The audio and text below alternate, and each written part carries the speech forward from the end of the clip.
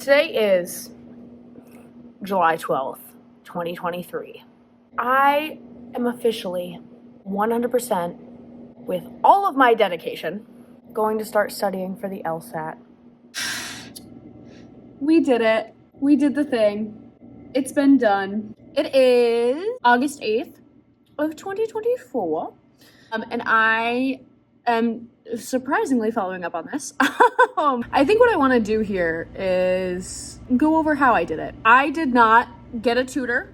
I used mainly textbooks. It took a while for me to cave and buy a course because I was determined. I was determined to do this without buying a course. You know, 7 Sage, there's Kaplan, there's a million things you can do, and I was like, I'm just gonna see how far I can get on my own first. Did that, got the score for June, then was like, you know what? With what I am looking for, I was like, I need the extra support.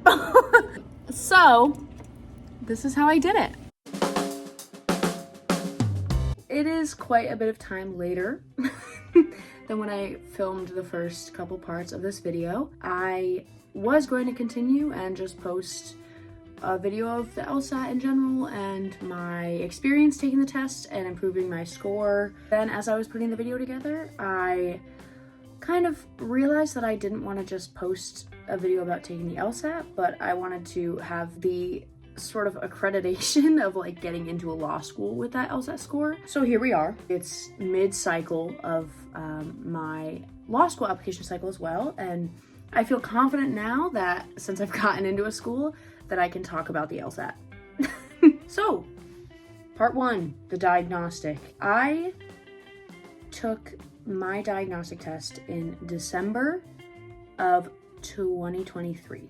I applied for the fall 2025 cycle, and I would say I wish I had more time.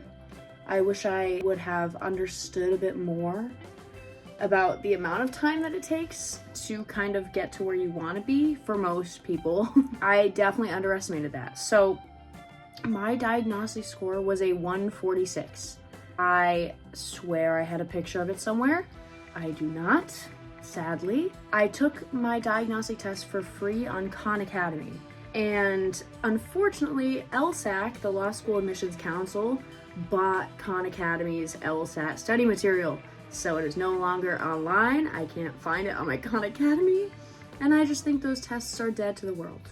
So a diagnostic essentially is a test that you take without having studied, without having really any knowledge about the test, maybe some slight Googling, but that's about it. You go in and you take a full test, 3.5 hours, and then you get this diagnostic score. It's meant to help you focus in on the areas where you kind of scored most poorly. I was also taking the old format of the test at this time, so it still had logic games on it. I took the June LSAT, which was the last LSAT so far as we know it, with logic games as a section on the test.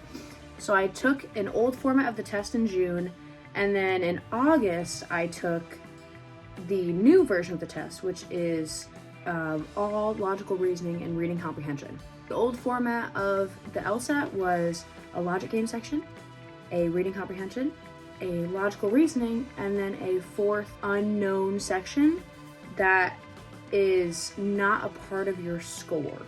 Unknown section, you won't know it until day of. Changed from test to test. I believe it was used for the purpose of data for the LSAT to kind of test out material in that way. And as I was studying, I did a lot of practice tests that were in that format. So now that we're in the era of this new test, which removed logic games, it is now only 2 reading comprehension and 2 logical reasoning. I still believe there is an unscored section, and you still don't know which one it is, and you won't know which one it is probably ever. I digress. So after my diagnostic score, I decided the best thing that I could do was try to figure out the foundations of the test. And so that's what I did.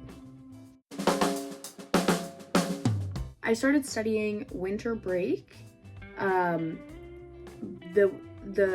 December, January before my June test. So I gave myself about 6 months of solid studying while in undergrad. So I had spring semester up and coming of junior year, and I was like, I can fit in time.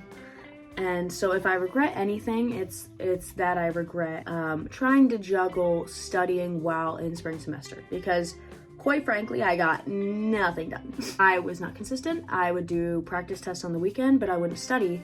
So my score would maybe go up a couple points and then plateau. I pretty quickly figured out that I needed to study before taking more practice tests. I started working my way painstakingly through the Logic Games Bible, and this is about 600 pages of work. And then I get through the textbook around spring break, and my score is hitting 155. I was so hyped. I was like, I'm making a lot of progress. I'm really moving here. I'm gonna hit the 170s in no time. Spoiler, not gonna happen. The mental battle of not tying your self-esteem and your self-worth to your LSAT score is a mission in itself.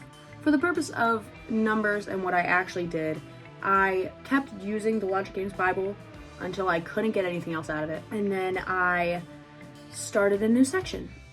And this was around the end of spring break, just about summertime.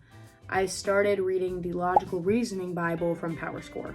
While I think these Bibles were helpful and were great for the process, I think by the time I got to the Logical Reasoning Bible, reading a textbook front to back that was 600 pages in a very textbook format was not doable after a whole semester of doing that for classes. And so I went to the interwebs and I went to TikTok, rest in peace. You'll be forever remembered like Vine. I went online and scoured Reddit and TikTok and all the law school influencers, law school student content creators, and found this one book by L. Kennedy, The Loophole. And it's all about logical reasoning for the LSAT. Oh, and when I tell you that it was a breath of fresh air, L. Kennedy, if I ever get the chance to meet you, I want to shake your hand and give you a big ol' smooch. It was easily digestible, funny, entertaining, and also helped me improve. It felt like modern writing and modern explanations, like very colloquial, very entertaining, while getting through probably a lot of the same concepts that the Logical Reasoning Bible got through. I got through maybe a chapter of the Logical Reasoning Bible and then had to find something new. And L. Kennedy was there waiting. She took my money and I would give her more. It really helped my logical reasoning score. I, at this point, maybe had 6 weeks left until the test, maybe less. The test was the first weekend in June, and I was stressing because I had spent all my time on this one section and no time on the logical reasoning. So at this point, I was kind of accepting I was gonna have to take 2 tests, and I was not gonna do it during the semester, so that meant August was going to have to be my other test. So I accepted my logic games score for what it was. That section was not gonna get any better in my mind in the next 6 weeks. And L. Kennedy's logical reasoning book was so easily digestible. I was like, I can get through this in a week. Let's do it. And so I did it. I made my way into the logical reasoning section, and I started to recognize how every question was so similar across different practice tests. I really did fly through this book. I did it in a week. I wholly spent my days doing LSAT studying, which was a lot, but coming off of spring semester, I just kind of treated it like a class, and so I would break up my day by going to run outside and touching grass and getting some good vitamin D, sunlight, and just outside fresh air, and then I would go back into my cave of a room and just dive through this book. As L. Kennedy explains, once you learn the foundations and you understand the concepts and the basics of logical reasoning, you start using it in practice, and you use it consistently and in testing format. And that's kind of this next stage where I started doing practice tests. I, at this point, was around the corner from my first exam. I maybe about a week and a half out from my exam started doing replicated testing conditions every single day. And I wouldn't push it so much as to do 2 tests in a day. I knew my own limits at that point, that I could not get value out of myself past a test worth. And 3 hours of a test is a beast anyway. So I felt good about doing a test today. I was starting to get very frustrated around this time. I wasn't going anywhere score-wise. I was stuck at this 156, 157, and I kind of accepted wholeheartedly at this point that I was not going to do any better, and decided to just go in and treat June as what it was and sign up for August. And so I did. I don't blame myself for that choice. I cried a lot. It was very emotional, very taxing test to take. I was trying to like hype myself up the entire drive in. I chose to do it in a proctored environment instead of taking it online, which I am really happy I did for both of my tests. I did the best I could at the time. And coming out of that test, I slept a lot. And so I didn't really study for the most of the back half of June. I didn't touch a book. I was waiting and kind of hoping that maybe a miracle would happen and I would get a 160 something and then maybe just never take this test again. So then I spoke with my mentor and my boss for the past couple of years over the summer, and she told me that she spent the money on getting a course. And I was like, I haven't yet. And she said, it's probably the best thing you could do for yourself. And so I went to the interwebs once again. I found myself on Reddit. I found myself on TikTok. I found myself all over the World Wide Web looking for the best, cheapest, most effective course. And so I found 7 Sage. At the time I bought it, it was $99 a month, and I was getting paid at this internship, and I was like, it made sense that I could do 2 months and $200 for the entirety of the course.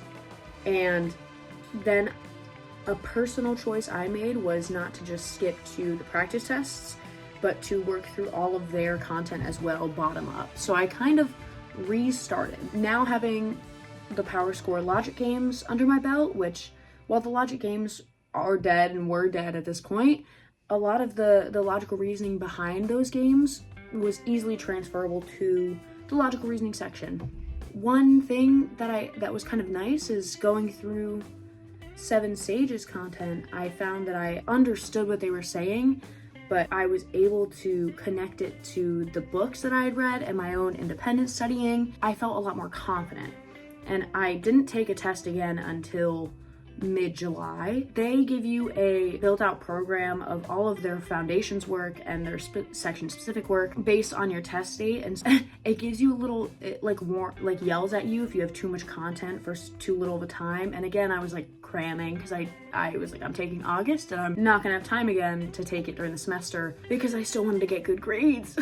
So it was like this balance. And so my days became filled with, once again, studying and now work with it, which I kind of like better, honestly. I started working through their videos. I was going through the foundations, kind of zoned out for a couple because it's good, but it's like it's boring to put it, quite frankly. Like, a lot of their stuff is boring, but it's like the type of knowledge you need to be reinforced. So I got into it. I went through it. I went through their logical reasoning section. I started taking the new test, which I hadn't really taken much time to go through yet, which the August test is, again, no logic games. So I was really hammering in logical reasoning and figuring out like fallacies and how to like issue spot in the question and recognize the patterns of the different formats of the questions. And because at this point, you know how to do everything, saying that you've done the foundational work, you've done a couple practice tests, so you understand the test. Nothing is new at this point. Now you're just hammering efficiency and speed, and you're getting through repetitive mistakes you keep making and filling in those gaps of understanding, which is when I finally broke 160. I cried the first time I did it, and I never thought I was going to at that point. This new format of the test was a lot easier for me to pick up on, but also going through the foundations again, the logical reasoning felt so familiar, and my reading comprehension started to get better. So then I was hitting 165, 167, 168, and I was feeling phenomenal. At this point, I was 2 weeks out from my August exam, and I had told myself if I improve by like 3 points, it's 3 questions, if I could just get into the 160s, a lot of my dream schools would be within reach with my GPA. Like, it wouldn't be outrageous to try to go to the schools that I really want to. And then so I go in and I sit down, and I felt good, and I felt quick and speedy, and I knew I was making mistakes, but I was okay. And lo and behold, I get a 163, which isn't a 168. I would have loved for it to be a 168, but testing day anxiety, testing day conditions, it's not your computer. There's a lot of pressure on it. You're gonna underperform most likely. And I'm just glad that within a very short amount of time, I went from 157 to a 163. And if you speak to anyone about the law school admissions process, most people will tell you how important an LSAT score is. It's unfortunate that it's such a high regarded factor in your application, but it can make the difference between getting a full ride versus getting half tuition. And with how expensive law school is, that's huge. So I walked away with my 163 after just over 6 months of self-studying and then a month and a half of using course content from 7 Sage. And I have not taken the test again, and I never will. I am proud to say that I did it, and I'm out. And I am now into the spring semester of my senior year, and I'm extremely happy with how things have gone. I can speak more about my experience with applying and writing a personal statement, resume, all of the things that go into applying outside of your LSAT for law school. And if there's one thing about me, is that I love to yap, and if people are willing to listen, I'm willing to yap. If you've stuck around this long, thank you so much for watching. I hope that something I said was new information for you, and I hope that you have a phenomenal experience with the LSAT. It's a challenging test, but it's a doable and masterable test, and anyone can get good at it if you have the resources and the strategy. And hopefully I was able to help give you a starting point or an idea of where to go next if you've been stuck. And just know that you're not alone through this process, and if you ever need anyone to talk to about it, if you have any questions, let me know, and I'm more than willing to answer. But again, thank you for watching, and I'll see you next time.